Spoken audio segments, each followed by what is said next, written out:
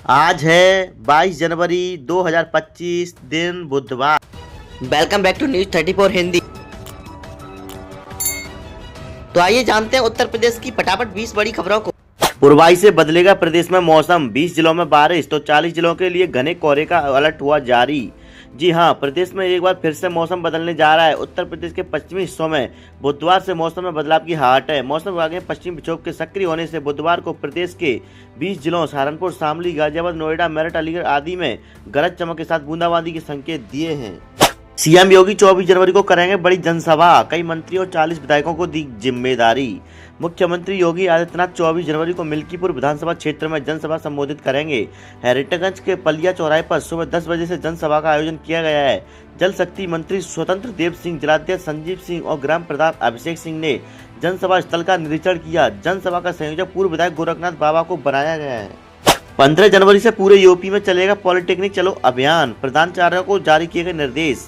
जी हां, यूपी में 15 जनवरी से पूरे प्रदेश में पॉलिटेक्निक चलो अभियान प्रारंभ किया जाएगा। इस संबंध में प्रधानाचार्यों को जरूरी निर्देश भी दे दिए गए हैं। सीएम योगी पर आपत्तिजनक टिप्पणी करने वाले सपा नेता को पुलिस ने उठाया। सीतापुर में पुलिस ने मंगलवार की सुबह सपा नेता श्याम यादव को गिरफ्तार किया है। पुलिस ने इन्हें सोशल मीडिया पर सीएम योगी के खिलाफ आपत्तिजनक पोस्ट करने के आरोप में गिरफ्तार किया है। श्याम यादव बिस्वा कोतवाली क्षेत्र के मझगांव गांव के रहने वाले हैं। महाकुंभ के चलते धीमी हुई मंदिर निर्माण की गति, 8 फरवरी से तेजी आने की उम्मीद। राम मंदिर निर्माण समिति की बैठक में सोमवार को नृपेंद्र मिश्र ने निर्माण कार्यों की समीक्षा की। कहा कि महाकुंभ के चलते राम मंदिर निर्माण कार्य प्रभावित हो रहा है। महाकुंभ स्नान करने के बाद 2 लाख से अधिक श्रद्धालु रामलला का दर्शन करने अयोध्या पहुंच रहे हैं। ऐसे में उनकी सुरक्षा पहली प्राथमिकता है। उत्तर प्रदेश में ट्रांसजेंडर वेलफेयर बोर्ड की होगी स्थापना, मंत्री असीम अरोड़ा की होगी घोषणा। डॉक्टर राम मनोहर लोहिया राष्ट्रीय विधि विश्वविद्यालय में सोमवार को 2 दिवसीय समलैंगिक समुदाय की समझ, जागरूकता और संवेदनशीलता विषय पर हुए कार्यक्रम का समापन हुआ। मुख्य अतिथि समाज कल्याण मंत्री असीम अरोड़ा ने कहा कि फिल्में समाज का आईना होती हैं, ये सामाजिक विकास और समावेशिता को बढ़ावा देती हैं। उन्होंने ट्रांसजेंडर वेलफेयर बोर्ड की स्थापना की योजना की घोषणा की और समलैंगिक समुदाय का समर्थन करने वाले संगठनों के साथ शोधकर्ताओं को सहयोग करने के लिए आमंत्रित किया। काशी तमिल संगम भी पहली बार बनेगा महाकुंभ का हिस्सा, तमिलनाडु के आएंगे 1500 लोगों का दल। काशी तमिल संगम में शामिल होने वाला दल पहली बार महाकुंभ में डुबकी लगाएगा। ये दल अयोध्या में रामलला के दर्शन करने के लिए भी जाएगा। यह काशी तमिल संगम का तीसरा संस्करण है, जिसे पिछले 2 साल से एक भारत श्रेष्ठ भारत कार्यक्रम के तहत आयोजित किया जा रहा है। 15 फरवरी से इसका तीसरा संस्करण शुरू हो रहा है। 6 लेन के लिए 500 लोगों ने निकाला जुलूस, पुलिस ने हुई हाथापाई, एसडीएम को सौंपा मांग पत्र। चंदौली जिले में 6 लेन की बजाय नगर में बन रहे 4 लेन से नाराज करीब 500 लोगों ने मंगलवार को स्थानीय गुरुद्वारे से 6 लेन चाहिए के नारे के साथ राष्ट्रीय ध्वज लेकर जुलूस निकाला। जुलूस परमार कटारा से पीडब्ल्यूडी कार्यालय पहुंचकर समाप्त हुआ। यहां भी लोगों ने 6 लेन के समर्थन में जमकर नारेबाजी की। अंत में एसडीएम आलोक कुमार को मांगों के समर्थन में पत्र सौंपा।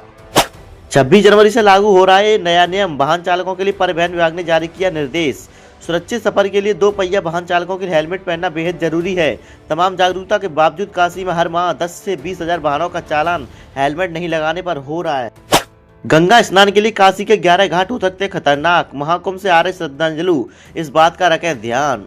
महाकुंभ के दौरान प्रयागराज के बाद काशी में श्रद्धांजलियों का पलट प्रभाव शुरू हो गया है। इसके बावजूद भी गंगा किनारे कई घाट स्नान के लिए सुरक्षित नहीं है। इन घाटों के नीचे गड्ढे, बोल्डर और कंकड़ होने से यहाँ डूबने का खतरा अन्य घाटों की अपेक्षा अधिक है। काशी के खिलाड़ियों के लिए खुशखबरी, 12 करोड़ की लागत से बनेंगे 2 मिनी स्टेडियम। जी हां, ग्रामीण युवाओं की खेल प्रतिभा तराशने के लिए आराची लाइन और काशी विद्यापीठ ब्लॉक में तकरीबन 12 करोड़ की लागत से 2 मिनी स्टेडियम बनेंगे। इसके लिए युवा कल्याण विभाग की ओर से शासन को प्रस्ताव भेज दिया गया है। ठंड के बीच गोरखनाथ मंदिर में सीएम योगी ने सुनी समस्याएं, बोले जनता की समस्याओं पर तत्काल में एक्शन। कड़ाके की ठंड के बावजूद मुख्यमंत्री योगी आदित्यनाथ ने मंगलवार को जनता दर्शन में पहुंचे लोगों से मुलाकात कर उनकी समस्याएं सुनी और त्वरित व संतुष्टिपूर्ण समाधान का भरोसा दिया। आश्वस्त किया कि किसी के साथ अन्याय नहीं दिया जाएगा। इस दौरान उन्होंने अधिकारियों को चेताया कि हर पीड़ित की समस्या पर तत्काल एक्शन लें, इसमें हीलावली अक्षम्य होगी। यूपी ही नहीं, एमपी, गुजरात, कर्नाटक तक जारी हुए फर्जी प्रमाण पत्र, जांच में 85 की जानकारी, सभी हुए निरस्त। कानपुर में घाटमपुर ब्लॉक के कुरसेड़ा ग्राम पंचायत के सचिव की विभागीय ईमेल आईडी हैक कर 54 नहीं बल्कि 85 फर्जी जन्म प्रमाण पत्र और मृत्यु प्रमाण पत्र जारी किए गए थे। पंचायती राज विभाग के 2 अधिकारियों की जांच में यह सामने आई। ये प्रमाण पत्र ही नहीं बल्कि मध्य प्रदेश, कर्नाटक, छत्तीसगढ़ के जिलों के लोगों को जारी किए गए थे। आगरा दिल्ली हाईवे की 2 लेन बंद, गुरु का ताल मेट्रो स्टेशन का काम शुरू, बदली गई यातायात व्यवस्था। आगरा मेट्रो के पहले कॉरिडोर में गुरु का ताल स्टेशन की निर्माण प्रक्रिया शुरू हो गई है। इसके लिए हाईवे की दोनों ओर बैरिकेडिंग की गई है। करीब 200 मीटर तक हाईवे की ओर आने जाने वाले 2 लेन बंद कर दी गई। कल प्रयागराज में योगी कैबिनेट की बैठक, फिर 54 मंत्रियों के साथ सीएम त्रिवेणी में करेंगे स्नान। प्रयागराज में आयोजित हो रहे महाकुंभ में बुधवार को योगी सरकार की कैबिनेट बैठक हो रही है। इस बैठक में योगी सरकार के सभी 54 मंत्रियों को बुलाया गया है। इस बैठक में प्रदेश को कई सौगात देने वाली योजनाओं और प्रस्ताव को जारी दी जाएगी। इसके बाद मुख्यमंत्री योगी आदित्यनाथ पूरे मंत्रिमंडल के साथ त्रिवेणी संगम की पावन धारा में डुबकी भी लगाएंगे। 5 फरवरी को महाकुंभ आ सकते हैं पीएम मोदी। इस दिन राष्ट्रपति, उपराष्ट्रपति और गृह मंत्री भी आएंगे। जी हां, प्रधानमंत्री नरेंद्र मोदी 5 फरवरी को महाकुंभ मेला 2025 का दौरा कर सकते हैं। वहीं केंद्रीय गृह मंत्री अमित शाह 27 जनवरी को मेले में शामिल होने वाले हैं। उम्मीद है कि 1 फरवरी को उपराष्ट्रपति जगदीप धनखड़ भी समारोह का हिस्सा बनेंगे। 27 जनवरी को गृह मंत्री अमित शाह अपने तय कार्यक्रम के मुताबिक महाकुंभ में हिस्सा लेंगे।